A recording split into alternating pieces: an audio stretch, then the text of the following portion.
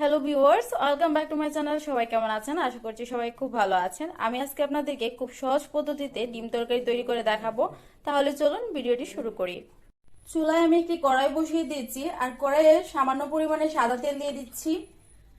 তেলটিকে ভালো করে গরম করে নিচ্ছি। তেলটি গরম হয়ে গেছে, এই পর্যায়ে 1 চিমটি নুন দিয়ে দিচ্ছি 1 চিমটি হলুদ গুঁড়ো। এবার নুন আর হলুদটাকে তেলের সাথে ভালো করে মিশিয়ে নিচ্ছি।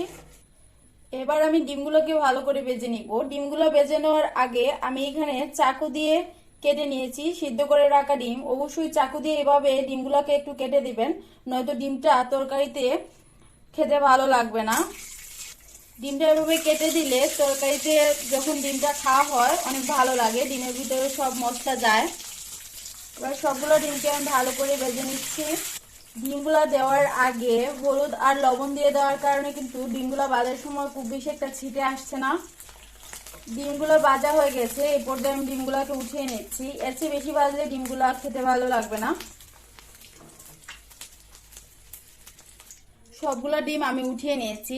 আমি যখন ডিমগুলো সিদ্ধ করেছি তখন সাথে 3টি আলু সিদ্ধ করে নিয়ে নিয়েছি। সবগুলো আলু দিয়ে দিচ্ছি। আপনারা চাইলে কিন্তু কাঁচা আলুটাকে খোসা ছাড়িয়ে পিস পিস করেও ভেজে নিতে পারবেন, সেক্ষেত্রে রান্না করতে একটু সময় বেশি লাগবে। আমি যেহেতু ডিম সিদ্ধ করেছি সেই সময় এর সাথে ডিম আলু সিদ্ধ করে নিয়েছি। তবে আপনাদের যেভাবে ভালো লাগে সেভাবেই করতে পারবেন। আলুগুলাকে আমি একটু বাদামি করে ভেজে নিচ্ছি। আলুগুলো আমার ভাজা হয়ে গেছে। যেহেতু সিদ্ধ করে রাখা আলু, এর চেয়ে বেশি ভাজার প্রয়োজন পড়বে না। তবে আপনারা চাইলে আর একটু ভেজে নিতে পারেন। আমার এরকম ভাজাটাই খেতে ভালো লাগে, আমি এরকম ভাবে ভেজে উঠিয়ে নিচ্ছি। আলুগুলো উঠিয়ে 1 কাপ পরিমাণ পেঁয়াজ কুচি আর 4টে কাঁচা লঙ্কা দিয়ে দিচ্ছি। এবার নেড়ে চেড়ে পেস্টটাকে কিছুটা ভেজে নিচ্ছি। পেস্টটা কিছুটা নরম হয়ে গেছে, খুব ভালোভাবে কিন্তু ভাজা হয়ে যায় নাই। এই পর্যায়ে আমি 2 চা চামচ পরিমাণ রসুন কুচি দিচ্ছি। আপনারা চাইলে রসুন বাটাও ইউজ করতে পারবেন। দিয়ে নেড়ে চেড়ে আরো কিছুটা ভেজে নিচ্ছি। আপনারা যদি মনে করেন এই পর্যায়ে আর একটু তেল ইউজ করবেন তাহলে করতে পারেন, বাট আমি কম তেলে রান্না করাটা পছন্দ করি। আমার পরিবারের সবাই একটু কম তেল খেতে পছন্দ করে, তাই আমি এখানে আর তেল ইউজ করছি না। আর অতিরিক্ত তেল তো স্বাস্থ্যের জন্য ভালো না, আপনারাও চেষ্টা করবেন কম তেলে রান্না করার।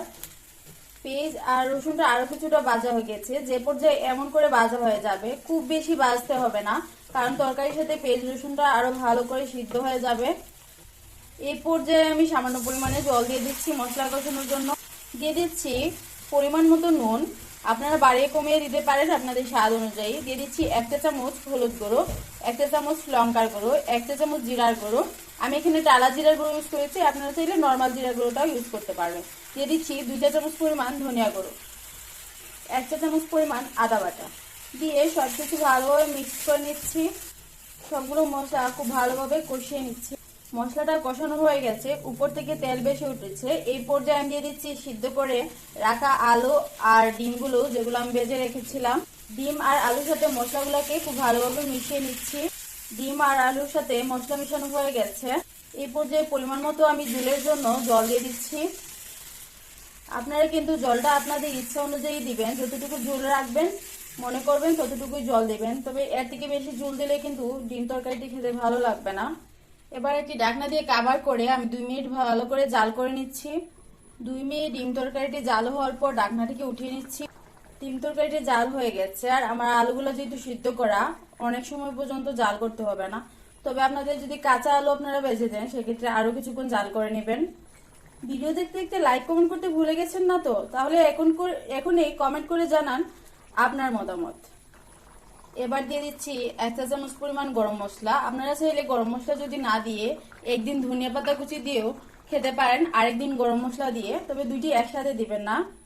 গরম মশলাটি দেওয়ার পর আমি 30 সেকেন্ডের মতো আবার ঢাকনা দিয়ে এটিকে একটু কুক করে নিচ্ছি। এর চেয়ে বেশি রান্না করা যাবে না, এতে করে তরকারি স্বাদটা নষ্ট হয়ে যাবে।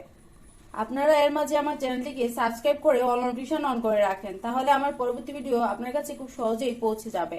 তাছাড়া এই ভিডিওটি যদি আপনারা ফেসবুক পেজের মাধ্যমে দেখে থাকেন তাহলে পেজটিকে ফলো লাইক করে দেন।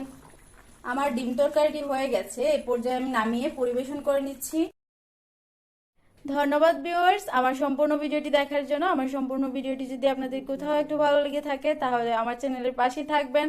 পরবর্তী ভিডিও দেখার আমন্ত্রণ জানিয়ে আমি আজকে ভিডিও এখানে শেষ করছি। সবাই ভালো থাকবেন।